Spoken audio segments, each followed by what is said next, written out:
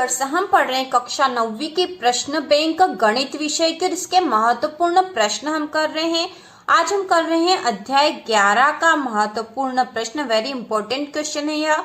और यह प्रश्न है, एक दी हुई किरण के प्रारंभिक बिंदु पर 90 डिग्री के कोण की रचना कीजिए और कारण सहित रचना की पुष्टि कीजिए। तो वेरी इंपॉर्टेंट क्वेश्चन है, आपको करना आना चाहिए। और यह जो प्रश्न है अध्याय 11 में से एक प्रश्न 4 नंबर का आने वाला है। तो यह प्रश्न आएगा तो 4 नंबर में आएगा, इसलिए बहुत ही महत्वपूर्ण है। तो शुरू करते हैं। सबसे पहले हम एक किरण बनाएंगे, क्योंकि यहाँ दे रखा हमें प्रश्न में एक दी हुई किरण के प्रारंभिक बिंदु पर।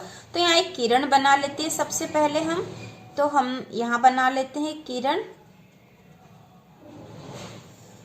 किरण आप अपने नाप से बना सकते हो, 5 या 6 सेंटीमीटर के, उससे भी अधिक। इसका एक प्रारंभिक बिंदु है, इसे ओ नाम दे देंगे। और यहाँ जो एक बिंदु बना देंगे और इसे नाम दे देंगे हम ए। तो ये ओ एक किरण है, और यहाँ पे इसके प्रारंभिक बिंदु पर हमें 90 डिग्री के कोण की रचना करनी है और कारण सहित रचना की पुष्टि करनी। तो इसके प्रारंभिक बिंदु पर 90 डिग्री के कोण की रचना करने के लिए हमें प्रकार की आवश्यकता होगी। तो सबसे पहले इसके प्रारंभिक बिंदु से हम किसी एक नाप का, किसी एक त्रिज्या का, ठीक है, कोई सी भी एक त्रिज्या का एक चाप खींचेंगे, ठीक है, जो कि ओ ए पर होगा। ओ ए से लगाकर हम आगे तक एक चाप खींच देंगे, बिंदु ओ को केंद्र मानकर, ठीक है। ओ को केंद्र मानकर हमने एक चाप खींच दिया यहाँ पर, ठीक है, इतना चाप खींच देंगे। चाप खींच दिया है और यहाँ पर एक बिंदु प्राप्त हुआ, इसे हम नाम दे देंगे बी, ठीक है। बी बिंदु प्राप्त हो गया, जो कि ओ एक किरण पर एक बिंदु प्राप्त हुआ। हमने एक चाप खींचा है, किसी भी नाप का हम खींच सकते हैं, ठीक है। लगभग इस किरण से आधे से कम नाप का खींचना हमें। तो एक बिंदु बी प्राप्त हो गया। अब उसी नाप से, जिस नाप से हमने चाप खींचा था, उसी नाप से हम इस बी बिंदु को केंद्र मानकर इस चाप को एक बिंदु पर प्रतिच्छेद करेंगे। और यहाँ पर जो प्रतिच्छेद बिंदु प्राप्त हुआ है, इसे हम नाम दे देंगे सी, ठीक है, सी नाम दे दिया है। और इसी सी बिंदु से वापस इसी नाप का, ठीक है, इसी नाप का एक और प्रतिच्छेद, इसी चाप पर एक प्रतिच्छेद काट देंगे, मतलब एक और चाप काट देंगे, जो कि इस चाप को काटेगा यहाँ पर, और इससे हमें एक और बिंदु प्राप्त हो गया, ठीक है। चाप पर हमें 2 बिंदु प्राप्त हो गए। अब हम इन दोनों बिंदुओं से वापस चाप काटेंगे, जो कि इन दोनों के आधे से, ठीक है, आधे से अधिक का होना चाहिए, ठीक है, आधे से अधिक का हो।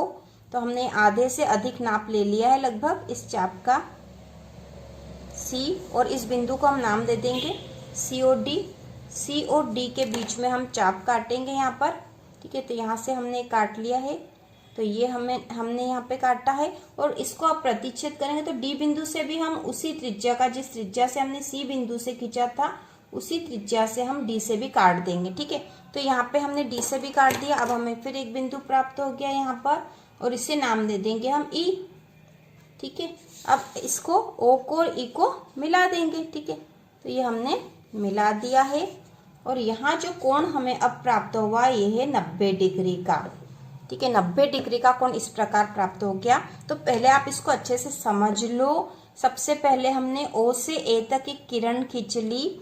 अब हमने बिंदु ओ को आधार मानकर, बी को ओ को केंद्र बिंदु मानकर, ठीक है, केंद्र मानकर हमने किसी एक त्रिज्या का, ठीक है, किसी भी त्रिज्या का हम एक चाप काटेंगे यहाँ से यहाँ तक, और यह चाप यहाँ पे बी बिंदु पर आ गया। अब हमने बी को आधार मानकर उसी नाप का एक चाप और यहाँ काट दिया, जो कि पहले वाले चाप को काटता है, प्रतिच्छेद करता है। और अब सी बिंदु को आधार मानकर उसी त्रिज्या का वापस एक और चाप काट लिया। मतलब हमने यहाँ जो नाप लिया था, ठीक है, यहाँ पे जो चाप बनाया था, इसी नाप का हमने वापस बी को केंद्र मानकर काटा, और इसी नाप का हमने सी को केंद्र मानकर डी पे काटा। तो इस प्रकार यहाँ से बी से सी की और सी से डी की दूरी बराबर हो गई, इनका नाप बराबर हो गया है। अब हमने जो सी और डी के बीच में जो था, जो नाप है, उसके आधे से अधिक नाप लेकर एक चाप सी से काट दिया, एक डी से काट दिया और एक सी से काट दिया। तो इस प्रकार हमें एक बिंदु प्राप्त हो गया, और इस बिंदु को जब हम ओ बिंदु से मिलाएंगे तो ये 90 डिग्री का कोण यहाँ बनेगा। तो इस प्रकार यहाँ पर जो इस प्रकार यदि हम देखते हैं तो इस बिंदु को यदि हम O पे मिलाते हैं, ठीक है, O से मिला दिया हमने, अब इसको B से मिला दिया है, क्योंकि हमें इसका कारण भी बताना है। कारण बताने के लिए हम ऐसा कर रहे हैं। O को C से मिला दिया, C को B से मिला दिया, और O से B की दूरी, B से C की दूरी और C से O की दूरी बराबर है, क्योंकि हमने उसी त्रिज्या का चाप यहाँ काटा था, उसी नाप का चाप काटा था। अब यदि C से D को भी मिला दें हम, ठीक है, C से यदि D को भी मिलाएं, C से D को मिलाएंगे और D से यदि O को मिला तो यहाँ पे एक और त्रिभुज बन रहा है हमारे पास, ठीक है। और यदि इस त्रिभुज को भी देखें तो O से C की दूरी, C से D की दूरी और D से O की दूरी बराबर है, क्योंकि हमने समान त्रिज्या का चाप यहाँ काटा था। तो अब हम इसकी रचना लिखेंगे, क्योंकि हमें लिखना भी है। तो हम यहाँ लिखेंगे, जो जो हमने करा है वही हमें लिखना है, इसको याद करने की जरूरत नहीं, बस हमें बनाना आना चाहिए। ये हम बना लेंगे तो हम इसको लिखना भी हमें आ जाएगा। तो हम लिखेंगे, सर्वप्रथम हम एक किरण OA बनाएंगे। अब O को केंद्र मानकर किसी त्रिज्या का, क्योंकि त्रिज्या हमने अपने अनुसार ली थी, इसकी नाप नहीं ली है कुछ भी, ठीक है। ये जो किरण खींची है इसके आधे से भी कम की त्रिज्या, ठीक है, हमें दिख रहा है इससे आधे से भी कम की त्रिज्या है। और जिस त्रिज्या से हम यहाँ पर ये चाप काटेंगे, जो चाप काटा है वह उसी त्रिज्या से हमें C पे भी काटना है और उसी त्रिज्या से हमें D पे भी काटना है। तो अब O को केंद्र मानकर किसी त्रिज्या का चाप बनाएंगे, जो किरण OA को बिंदु B पर प्रतिच्छेद करता है, ठीक है। हमने जो चाप काटा था सबसे पहले, यह बिंदु B पर प्रतिच्छेद कर रहा है। अब हमने उसके बाद क्या करा था, हमने करा था बिंदु B को केंद्र मानकर उसी त्रिज्या का, जिस त्रिज्या से हमने चाप काटा था उसी त्रिज्या का एक चाप काटेंगे, जो पूर्व के चाप को, जो पहले हमने चाप काटा था उसे, जो पूर्व के चाप को C बिंदु पर, ठीक है, C बिंदु पर प्रतिच्छेद करता है, C बिंदु पर प्रतिच्छेद करता है। अब C पर प्रतिच्छेद करवाया था हमने यहाँ पे, ठीक है।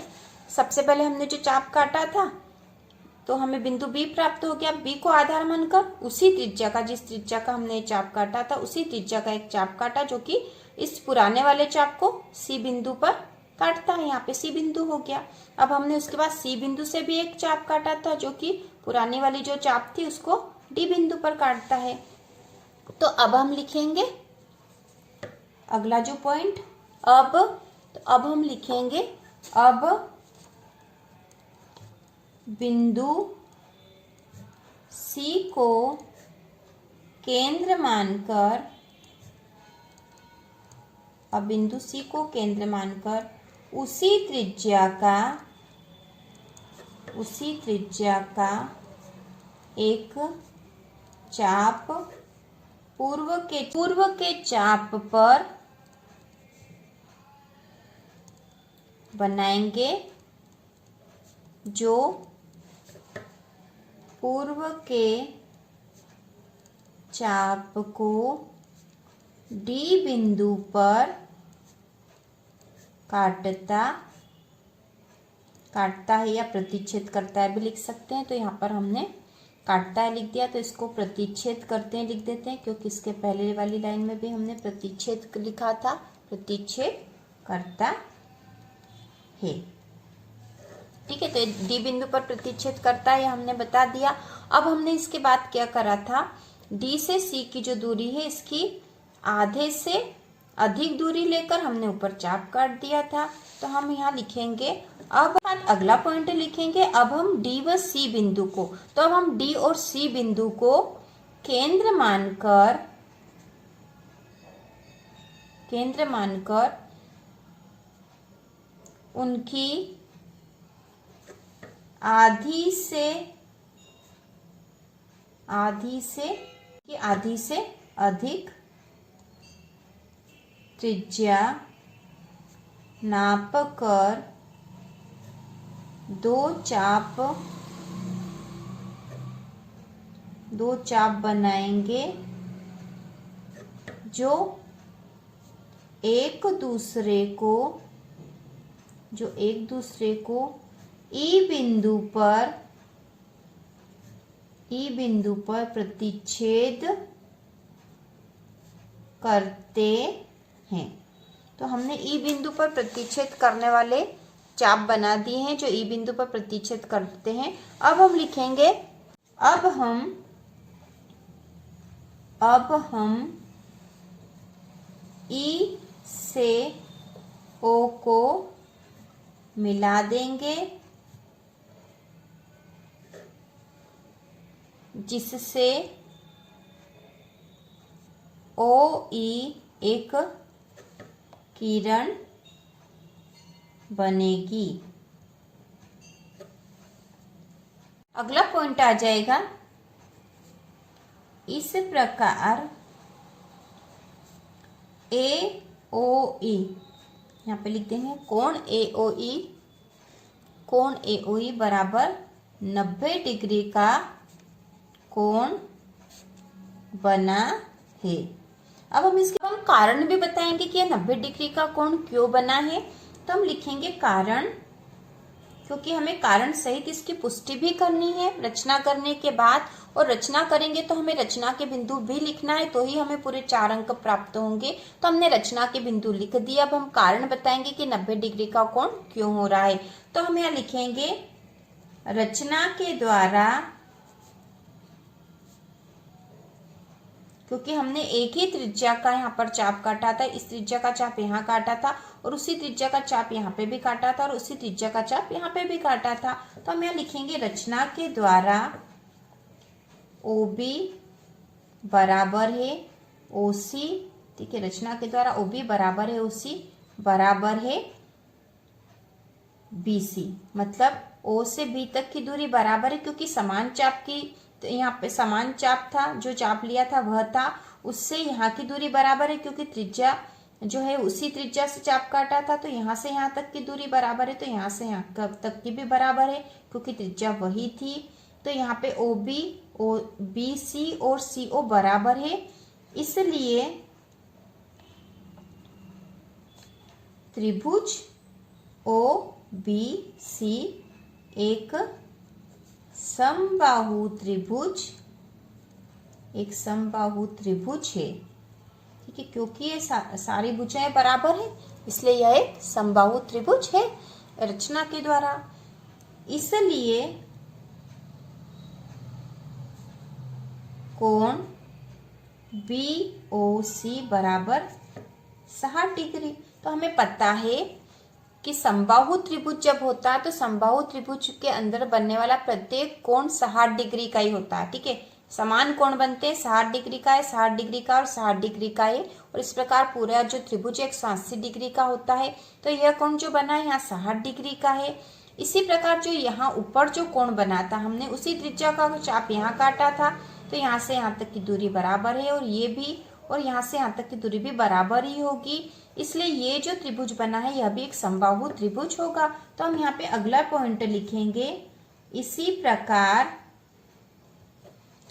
प्रकार त्रिभुज OCD भी एक समबाहु त्रिभुज है, और समबाहु त्रिभुज मतलब इसका प्रत्येक कोण 60 डिग्री का होगा। इसलिए कोण COD बराबर 60 डिग्री है, ठीक है, मतलब ये जो कोण बन रहा है COD मतलब ये वाला कोण कितने का है, 60 डिग्री का है। और यहाँ जो कोण बना है ये भी 60 डिग्री का है।